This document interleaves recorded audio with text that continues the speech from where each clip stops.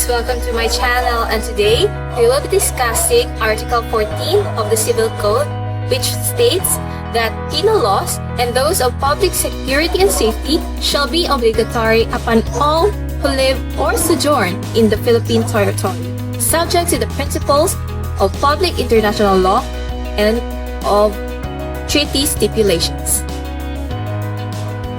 To fully understand Article 14 of the Civil Code, we must give an illustration stating that article. So here in this example, we have Joe, who is an American citizen working in the Philippines and currently residing in Manila. He killed his co-worker, Manuel, in Manila, Philippines. Prosecuted for the crime of homicide, he defends that being an American citizen, he is not bound by the Philippine law. So the question is his contention correct? The answer? Well, it's not. Penal laws and those of public security and safety shall be obligatory upon who live or sojourn in the Philippine territory. But we have exceptions to this rule, wherein it doesn't apply the general applications of generality law. One of these examples are treaty stipulation. An example of treaty stipulation is the military bases agreement between the U.S. and the Philippines in 1947. Under this agreement, the Philippine courts have no jurisdictions over felonies committed within the Philippines if 1. When the offense is committed within the military base. Well, unless if both the offender and the offended are both Filipino civilians, or that offense that he have committed is against the security of the Philippines.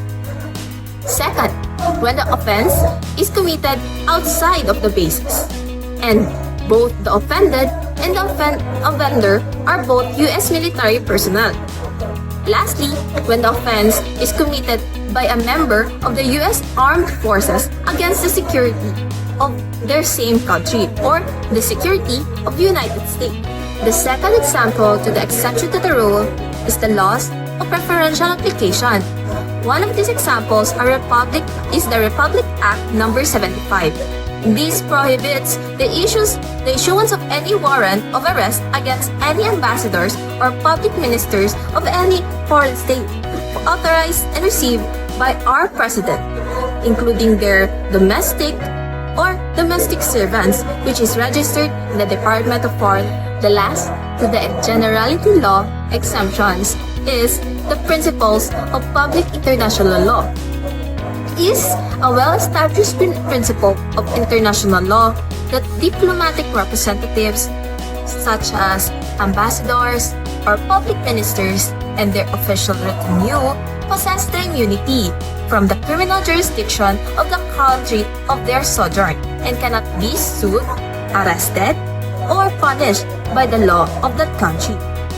Head of states likewise possess the immunity from the criminal jurisdiction of our country. Our example case for the principle of generality law is the case of United States versus H. and Bull, which has GR number L5270 in January 15, 1910. The facts of the case is as follows. On December 2, 1908, a steamship vessel engaged in the transport of animals named Stanford that was commanded by H. and Bull and docked in the port of Manila.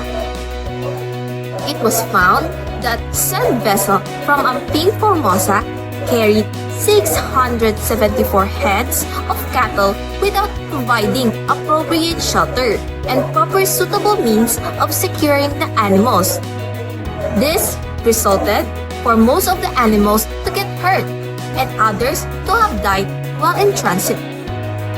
This cruelty to animals is said to be contrary to Acts No. 55 and No. 275 of the Philippine Constitution.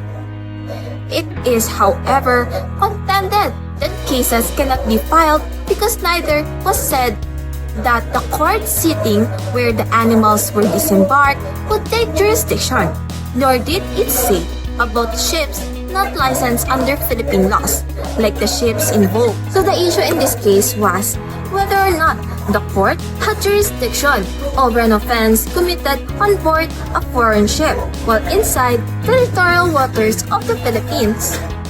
Well, it was held that yes, when the vessel comes in within the 3 miles from the headlines, which embraces the entrance of Manila Bay, the vessel is within the territorial waters and thus the laws of the Philippines shall apply.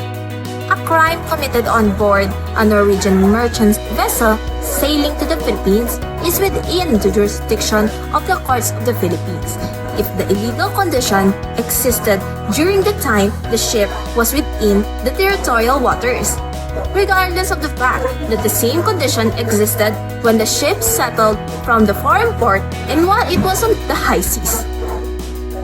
In light of the above restriction, the defendant was found guilty and is sentenced to pay a fine of 250 pesos with subsidiary imprisonment in case of insolvency and to pay the cost.